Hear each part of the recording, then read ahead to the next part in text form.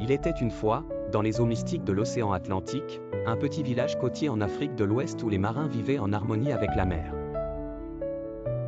Le village, appelé Kébéné, était entouré de récits ancestraux et de traditions séculaires. Parmi ces récits se trouvait une légende ancienne sur un dragon de mer, connu sous le nom de Moko, une créature redoutée et respectée par tous. Moko était un immense dragon marin dont la peau écailleuse scintillait comme des étoiles sous l'eau. Ses yeux étaient d'un bleu profond, reflétant la sagesse et la colère des océans. Selon les histoires, il était le gardien des secrets sous-marins et des trésors enfouis, mais il n'était pas toujours pacifique. Lorsqu'il était en colère, il pouvait causer des tempêtes dévastatrices et faire chavirer les navires. Un matin, alors que les marins de Kébéné se préparaient pour une journée de pêche, le ciel était d'un bleu limpide et la mer était calme.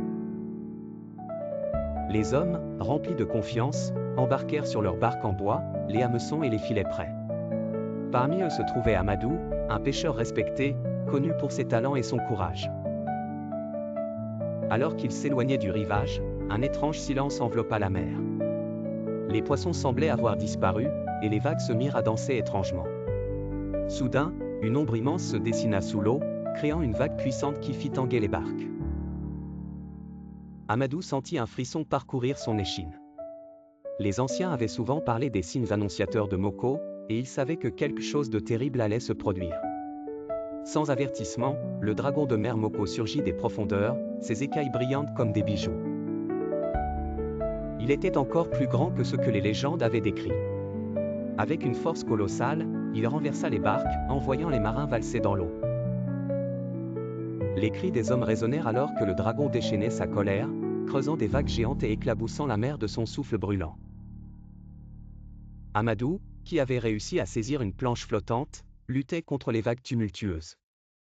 Les autres marins, accrochés à des débris, criaient à l'aide. Malgré la terreur, Amadou savait qu'il devait garder son calme pour aider ses compagnons. En utilisant des morceaux de filet et des cordes, il parvint à rassembler les survivants et à les guider vers un rivage éloigné. Le village de Kébéné, alerté par les cris et les signes de tempête, se précipita pour aider les pêcheurs rescapés. En rassemblant leurs forces, ils réussirent à sauver les survivants et à ramener les barques endommagées sur la terre ferme. Le dragon, repu de sa colère, disparut dans les profondeurs maritimes, laissant derrière lui une mer apaisée. Les anciens du village célébrèrent le courage et la résilience d'Amadou et des marins. Ils offrirent des sacrifices en hommage à Moko, espérant apaiser sa colère et obtenir sa faveur pour les futures générations. La légende de Moko se perpétua, rappelant à tous le pouvoir mystérieux et redoutable des océans, et la nécessité de respecter les forces de la nature.